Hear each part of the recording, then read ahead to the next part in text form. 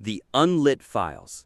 4 scary motel stories from rooms that should have stayed empty. File 32. The room with the camera feed. I checked into the Pine Rest Motel because it was the only place still glowing off the interstate after midnight. The sign outside buzzed in the rain. Half the letters were out, so it just said "Rest" in red light over the parking lot. The man at the desk barely looked at me. He slid a key across the counter and said, "Room 12, do not use the TV." I thought he meant the cable was out. Room 12 smelled like old carpet, bleach, and wet wood. The bedspread had cigarette burns. The bathroom light flickered every few seconds. But I was too tired to care. I put my bag on the chair, locked the door, and tried the TV anyway. At first it showed static. Then the picture cleared. It was a security camera pointed at a motel room bed. My motel room bed. I was looking at myself, standing in front of the TV, remote in hand, mouth half open. I turned around fast. There was no camera in the room. I checked the lamp, the smoke alarm, the mirror, even the little vent over the bathroom door. Nothing. When I looked back at the screen, I was still on it, but I was not moving anymore. The version of me on the TV stood perfectly still, staring at the door. Then the TV me raised one finger to his lips. The doorknob turned, not in the room, on the screen. On the real door, nothing moved. On the TV, my door opened a few inches. A hand slid through the gap and waved like someone was checking whether the room was empty. I backed up until my shoulders hit the bathroom wall. The TV version of me whispered something, but the sound came from the air conditioner. "Do not let him see you twice." The real doorknob turned. I killed the lamp and crawled into the bathroom, pulling the door shut behind me. Through the crack, I could see the blue light from the TV flickering against the bed. The room door opened. Someone stepped inside. I could not see his face, only his shoes, black dress shoes soaked from the rain. He walked to the bed and stood where I had been standing on the camera feed. Then he spoke in my voice. "I saw you check in." The TV answered in my voice too. "Wrong one." The man turned toward the bathroom. For 1 second, I saw him reflected in the chrome faucet. He had my clothes on, my jacket, my jeans, my motel key hanging from his fingers. But his face was smooth. No eyes, no mouth, just wet skin stretched over a head that tilted like it was listening. The TV went to static. The room door slammed. I waited until sunrise before I moved.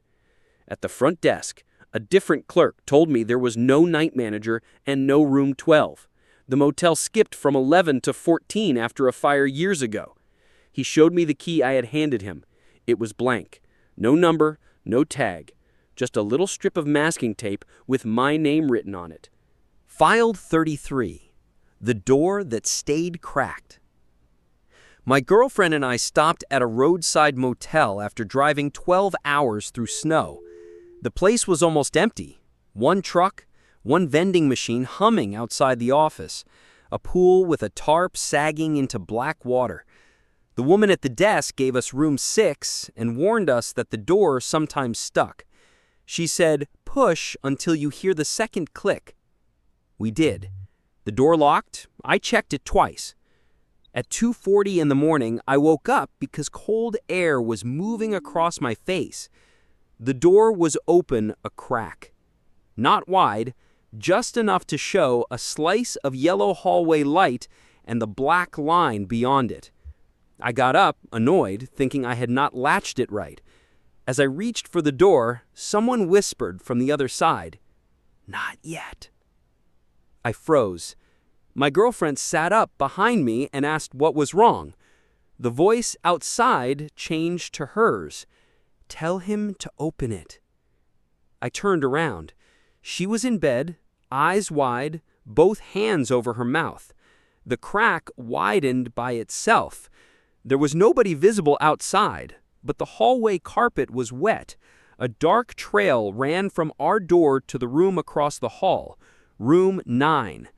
The room 9 door was also cracked open. From inside it, someone knocked 3 times on the wall. Then the same knocking answered from inside our bathroom. My girlfriend started crying silently. I pushed our door shut with my foot and threw the deadbolt. The deadbolt slid back by itself, slowly, like someone on the other side had a key. The voice outside became the desk clerk. "Push until you hear the second click." The latch clicked once, then again. The room went dead silent. No heater, no snow against the window, no humming vending machine. Then our bathroom door opened. A woman stepped out wearing motel towels wrapped around her head and body. They were soaked black, dripping water onto the carpet. Her feet were bare and gray. She looked at my girlfriend and said, "He always opens it for women." I grabbed our bags. My girlfriend grabbed my arm. We ran past the bathroom, out into the hall, and down to the office. The woman at the desk was asleep, with an old security monitor glowing beside her. On the monitor, room 6 was empty. Room 9 showed us standing inside, looking at the camera. But we were not in room 9. We were at the desk. The version of my girlfriend on the screen raised her hand and opened the door wider. Something stepped into the room behind her.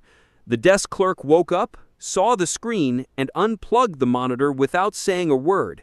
She refunded us in cash. Before we left, she wrote one sentence on the receipt: "If the door is cracked, the room is already occupied." File 34. The Guest in the Wall. I worked maintenance at a budget hotel beside an airport. Most nights were normal. Broken ice machines, clogged toilets, people who swore the air conditioner was making a clicking sound and then fell asleep before I arrived. Room 214 was different. Guests complained about whispering in the wall behind the headboard, not next door, not the hallway, inside the wall. The manager said it was pipes. Pipes do not say your name. The first time I heard it, I was tightening the screws on the headboard while a flight attendant stood in the doorway with her suitcase already packed. The wall whispered, "Lewis." That is my name.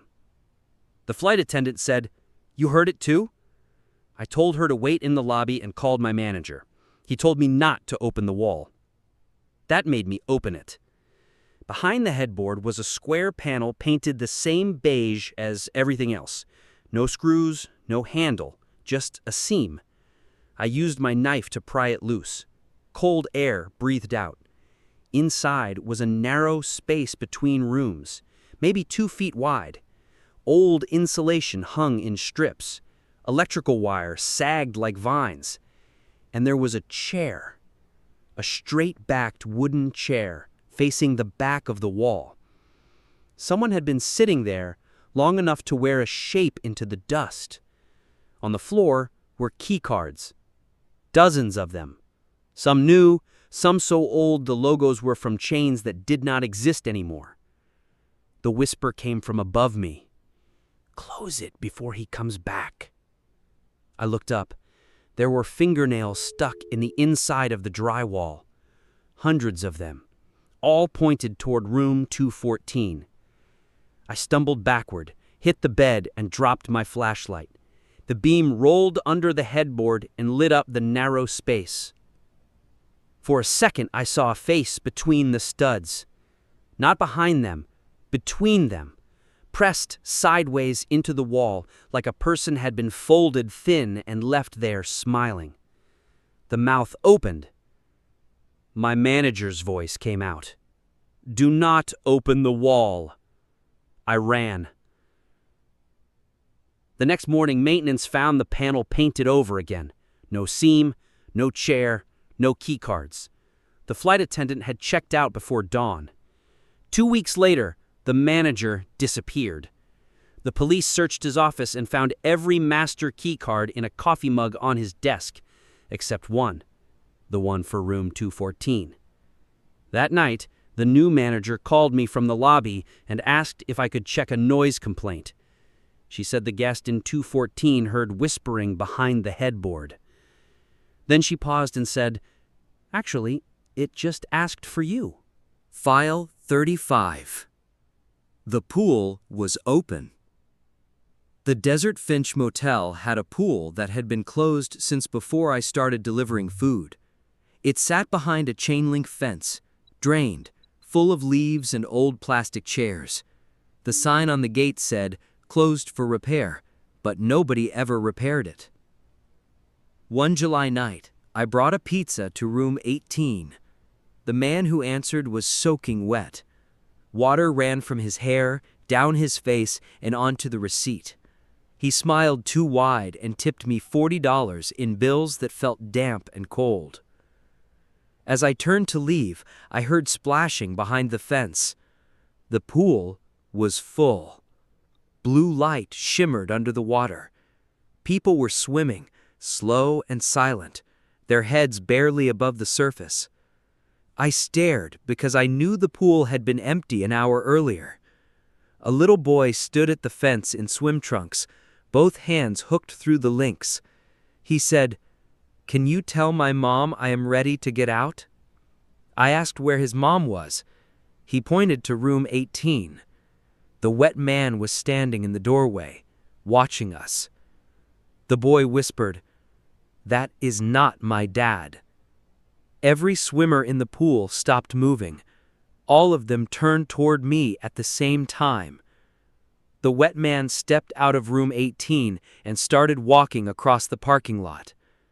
The boy said, "If he asks for a towel, do not give him one." The man called to me, "Do you have a towel in your car?" I ran. Behind me, the fence rattled, wet hands slapped against metal. The man kept asking for a towel, but his voice got closer, even though I could hear his bare feet slipping on the pavement far behind me. I got in my car and locked the doors. He reached my window and pressed his face to the glass. Water filled his mouth when he spoke. "Room 18, paid for late checkout." Then he smiled, and something small moved under the skin of his throat, like fingers pushing from inside. I drove away with the pizza bag still on my passenger seat. The next afternoon, I went back because I thought maybe I had hallucinated from heat and exhaustion. The pool was empty again. There was no room 18. The motel ended at 17. But on the fence, hooked through the chain links, was a wet towel. It had my delivery company logo on it. We did not make towels.